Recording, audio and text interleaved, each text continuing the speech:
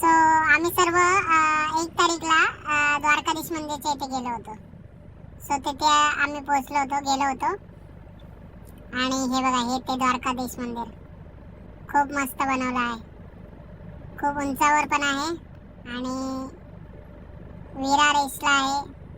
विरार ईस्टला कुंभारपाडा स्टॉप इथून लेफ्ट मारायचा, तिथून आतमध्ये आहे विवा कॉलेजच्या इथे. इथून आता आम्ही मंदिरमध्ये आलो. हे मंदिरमध्ये काढलेले थोडेसे फोटो आहेत. आणि हे मंदिरच्या बाजूला एक छोटंसं मंदिर होतं, छोटंसं.